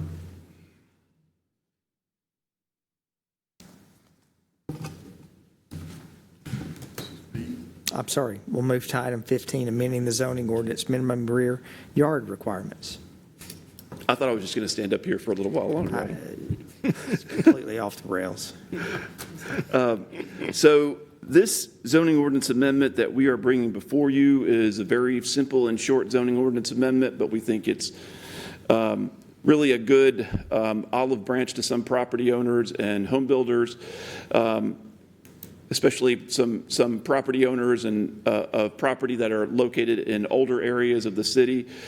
There are some pre-existing lots that are very, very shallow and that pose, when you apply the front and rear setbacks to them, and I'm going to close this out because this doesn't apply to the.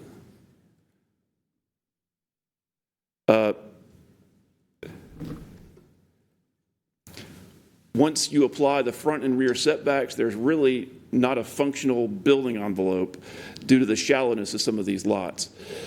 So we've had several of these instances along East and West Street, which is off of Greenland Drive. One particular home builder is trying to improve that area, inject some life into it, do some redevelopment, and he is coming up against issues because of the shallowness of the lots. And we've advised him that we don't want to put the Board of Zoning Appeals in a position of having to determine whether or not all of the criteria that state law requires for a variance to be granted, whether or not those are all granted. So instead of doing that, what we're doing is we're building in some relief for those really, really shallow lots. And so that if a single-family residential lot is in existence as of April 1st of this year, and it is less than 80 feet deep, then we are proposing a 10-foot rear setback instead of whatever setback is prescribed by Chart 2 of our zoning ordinance. And that will hopefully grant some relief to some property owners who are looking to, either build anew or build additions, potentially removing that regulatory hurdle from them doing that. We conducted a public hearing on this matter on March the 11th, and the Planning Commission voted to recommend approval after that public hearing. We'll need to conduct another public hearing tonight. Any questions for Mr. Blomley? All right, we need to conduct a public hearing on this amending the zoning ordinance.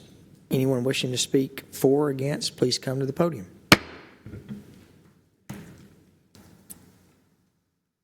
All right, seeing none, we'll now consider on first reading ordinance 26013.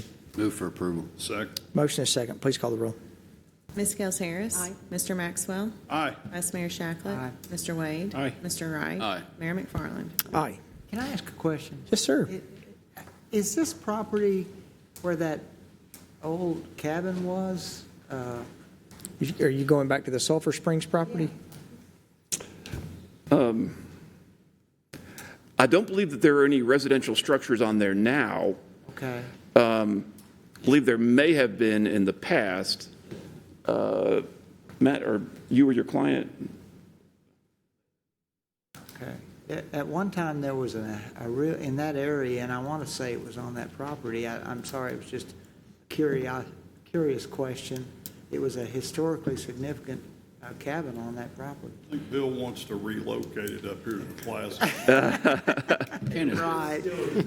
The baseball. The baseball. Yeah, but it's falling apart. Okay, okay. So I'm not mistaken. Okay, good. So, Thank you. so assuming it's this structure here. It is. Okay. All right, let's move to item 16, ordinance 26021. This is the fiscal year 26 budget amendment. Ms. Tucker. Yes, we have a budget amendment tonight to recognize additional revenues and expenses for transit, parks, police, and drug fund. Revenues and expenses balance, so there's no impact to fund balance. I'm happy to answer any questions and recommend for approval. Any questions on this budget amendment? Move for approval. Second. Motion is second. Please call the roll. Ms. Gels Harris. Aye. Mr. Maxwell. Aye. Vice Mayor Shacklet. Aye. Mr. Wade. Aye. Mr. Wright. Aye. Mayor McFarland. Aye. Let's go to resolution 17, or excuse me, item 17, resolution 26R25, solid waste fee schedule adjustment. Mayor, Council, thank you for the opportunity to bring this forward to you tonight. At our April workshop, we did review the solid waste fee structure. The resolution attached reflects those changes that we discussed. Residential curbside pickup goes from $13.50 per month to $15.50. Commercial outside the city core overlay goes from $45 to $50. City core overlay remains at $30 per month. That's bi-weekly pickup. We are proposing also to increase loose grass clippings to be picked up at $10 per load versus the current $5 per load. All other charges remain constant and not changed from the previous year. So we would ask for your approval on this item, and I'm available for questions if you have any. Darren, this is part of what the 6-year, 7-year plan to self-sufficiency, and this is what, year 2 of 7, 3 of 7? This is year 4 of 7. 4 of 7. Yes, sir. Okay. I do think there's hopefully at retreat maybe some discussions on discussions that have been happening on solid waste. Yes, there have been certain projects that I thought had faded away, and they've kind of come back, and another project has come forward, and the tipping fees that they are discussing is very affordable compared to solid landfilling. So it will be an interesting topic to discuss in October. All right, do we have a motion? So moved. Second. Motion is second. Please call the roll. Ms. Gels Harris. Aye. Mr. Maxwell. Aye. Vice Mayor Shacklet. Aye. Mr. Wade. Aye. Mr. Wright. Aye. Mayor McFarland. Aye. All right, we have the purchase of radio equipment from Motorola. Chief Bowen. Good evening, Mayor and members of the council. For your consideration this evening is a request to purchase 17 portable radios for police officers. The total cost is $173,680, which would be funded through the CIP and operating budget. So moved. Second. Motion is second. All right. Please call the roll. Ms. Gels Harris. Aye. Mr. Maxwell. Aye. Vice Mayor Shacklet. Aye. Mr. Wade. Aye. Mr. Wright. Aye. Mayor McFarland. Aye. Speaking of getting old, I don't have my readers, so I skipped item 18. So I was let me go wondering. to Yeah, it caught me off guard. All right, City thank of you. Murfreesboro. Just have a seat, Chief. We'll get you on item 20. So we're going to go 1918, City of Murfreesboro Regional Transportation Authority MOU. I apologize. That's quite all right. I don't think anybody wants to It's see been a me long night. holding it out like this. All right. Good evening, Mayor and council members. The Transportation Department is recommending your approval of a memorandum of understanding outlining the use of the transit center by the Regional Transportation Authority. It's been the intention since selecting the transit center site that we would coordinate with RTA once they purchased and developed their park and ride adjacent to our center. RTA began construction a couple weeks ago and anticipate completion in early fiscal year 27. The MOU defines their use during our normal operating hours and outside our normal hours. Additional security cost will be reimbursed by to the city by RTA, and RTA agrees to not hold the city liable for claims resulting from their operations. The city cost for additional security is estimated to be $32,000, which again will be reimbursed by RTA. This cost is accounted for in the department FY27 budget, and we'll be happy to address your questions. No questions? Move for approval. Second. Motion is second. Please call the roll. Ms. Gels Harris. Aye. Mr. Maxwell. Aye. Vice Mayor Shacklet. Aye. Mr. Wade. Aye. Mr. Wright. Aye. Mayor McFarland. Aye.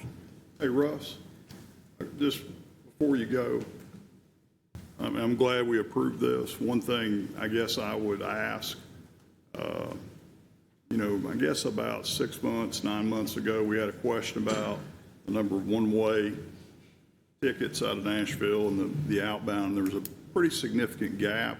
Yeah. And I would just ask you to continue to stay on them to kind of get facts or a good explanation on why that gap exists. Right. In terms of the number of riders coming here, but the number of riders leaving. Hopefully that'll be easier to gauge once they're our next door neighbor and we're there watching them. So Yeah, now that we've got an agreement, we're a good partner, it'd be nice to get that answer and shed a little more light on it. Right. Okay, that's all I got. Okay. Thank you. All right, let's move to item 20. So we're going to go from 19 to 18 to 20. Axon makes total sense. Axon purchasing agreement for Murfreesboro Fire Rescue Department vehicle devices. Mr. Jarrett. Good evening, Mayor and Council. This item is for a 5-year agreement with Axon Enterprise to replace aging cellular and camera equipment in fire and rescue vehicles. These systems support critical services, including dispatch connectivity, GPS navigation, and real-time vehicle location.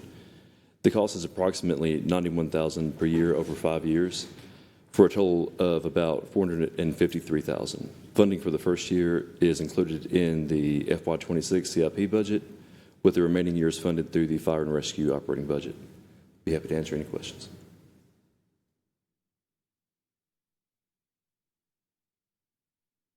Any questions? Move for approval. Second. Motion is second.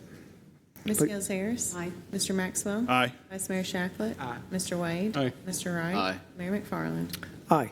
All right, let's move to item 21, amendment number 11 for Murfreesboro Water Resources Department CUD boundary. Yes. Good evening, Council. Sorry. Sorry. You have seen this earlier tonight. This is the property along Thompson Lane and Silver Springs Road.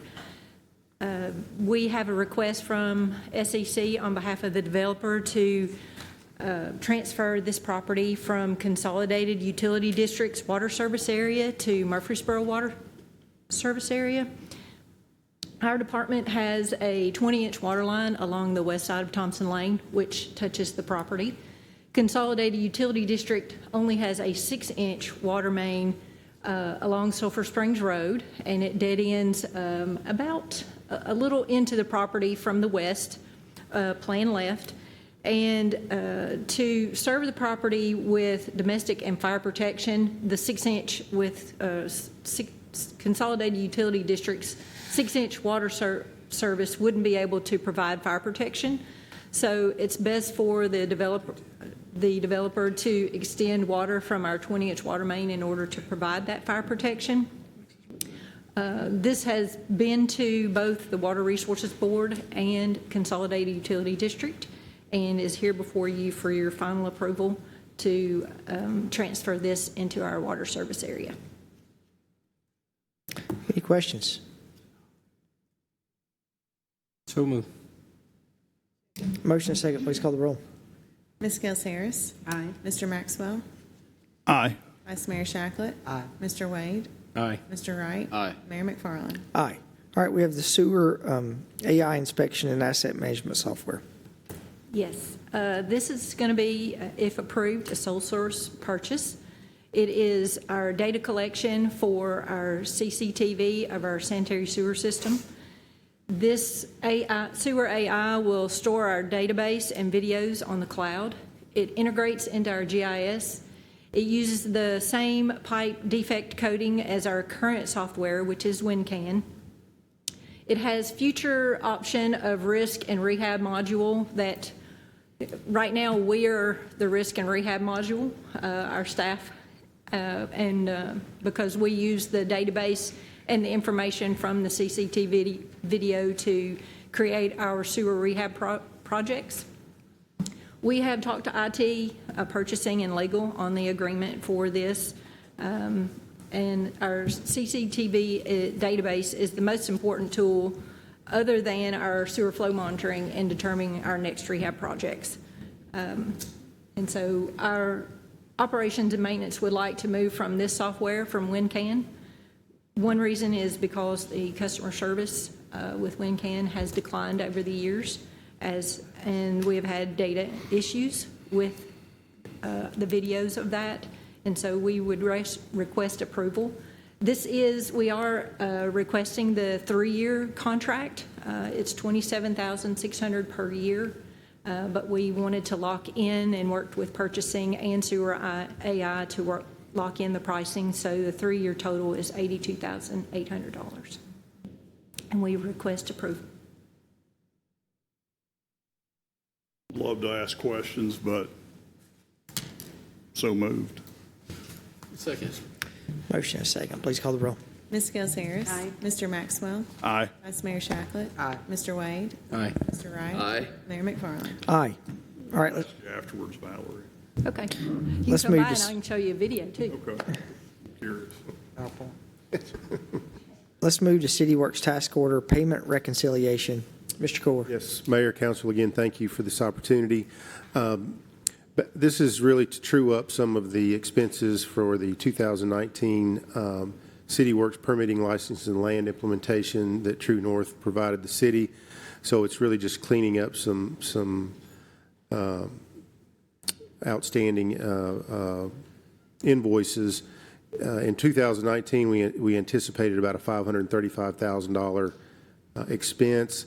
22% of that was going to be anticipated to be split between water and, at the time, Murfreesboro Electric Department. It turned out that $509,000 was spent, so it was under the total, but it was really all towards the city's general fund for the planning and codes, the city work, PLL workflows, and the street department asset management. So to reconcile this, it's an additional $94,000 to the general fund. And so we're requesting approval for that payment. Any questions for Mr. Gore? So moved. Motion and a second. Please call the roll. Ms. Gels Harris. Aye. Mr. Maxwell. Aye. Vice Mayor Shacklet. Aye. Mr. Wade. Aye. Mr. Wright. Aye. Mayor McFarland. Aye. All right, let's move to item 24, the purchase and sale agreement for city-owned property on Medical Center Parkway. All right, saving the best for last, Mayor. Thank you again for the opportunity. I know Mr. Hackinson's been sitting here patiently waiting for this last item on the agenda. I did not do that on purpose, Sean. But this is something that we reviewed at a workshop with you all, and Mr. Hackinson kind of provided a vision for this property out off Medical Center Parkway.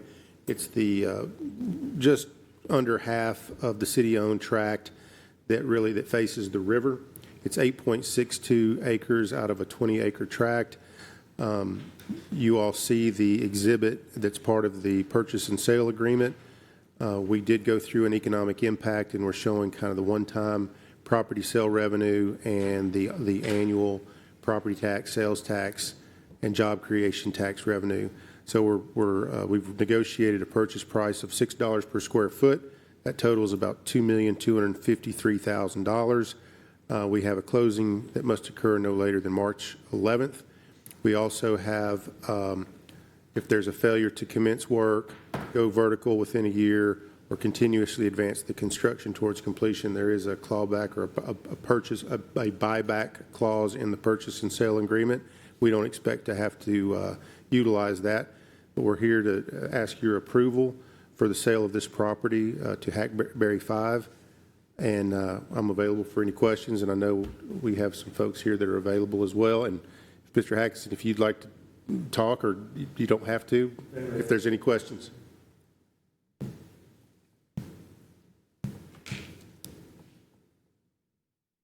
Any questions? No questions. I move for approval, and I've heard he's a good man. Second. We have a motion and a second. I just say, looking forward, this is a good public-private partnership with a local business owner that, I think the need for event space and out at Embassy Suites routinely. As a matter of fact, we were out there Tuesday, and this is going to be a great opportunity to be able to provide local event space for people that don't have that opportunity right now in the city, and the city's not having to build it. The private sector is building it. I do think it's important to also note that as we have on the portal, there are no incentives with this. Sean didn't ask for anything besides the property, so it's going to be good for both parties. So we have a motion and a second. Please call the roll. Ms. Gels Harris. Aye. Mr. Maxwell. Aye. Vice Mayor Shacklet. Aye. Mr. Wade. Aye. Mr. Wright. Aye. Mayor McFarland. Aye. All right. No board and commission appointments. I think we have a beer permit. Yes, we have two tonight. One is for a new restaurant located at 1306 West Lawn Boulevard. The other is for a new gas station located at 708 West Northfield Boulevard, Unit B.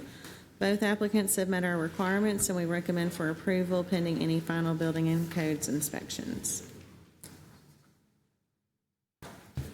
So moved. Second. Motion is second. Please call the roll. Ms. Gels Harris. Mr. Maxwell. Aye. Vice Mayor Shacklet. Sorry, Mr. Wade. Aye. Mr. Wright. Aye. Mayor McFarland. Aye. Any statements? Yes, sir, we have one statement tonight for $66,409.58 for outside legal services.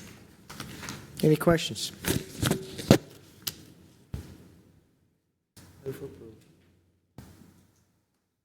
Second. Motion is second. Please call the roll. Ms. Gels Harris. Mr. Maxwell. Aye. Vice Mayor Shacklet. Mr. Wade. Aye. Mr. Wright. Aye. Mayor McFarland. Aye. Any other business from staff? Any other business from council? Just update on the council calendar, especially around the July 4th timeline. I think Darren, July 2nd. That is great. No, I'm glad you brought that up. We are planning on having the July 2nd council meeting Thursday night. I know city is off on Friday the 3rd, and you've got the 4th weekend. I didn't know if that would be a problem with any of the council members. Are we all- Have that July 2nd meeting? Are we all supposed to dress in colonial attire for the 250th anniversary? Yes. Yes. Sure. Perfect. That's Betsy Ross. May not be here. Betsy Ross. Okay. All right. And Mike's doing a great job updating us every week on the council calendar, so that's really good. And Jeff, congratulations on making it through your first meeting. Thank you. How's orientation? Appreciate you being good to me. All right. Jeff hung in with us to almost 9 o'clock last night on planning commission too, so he's had two long ones back to back. That never happened in Smyrna, right? All right. If there's no other business, To answer that, Jeff. we'll stand adjourned.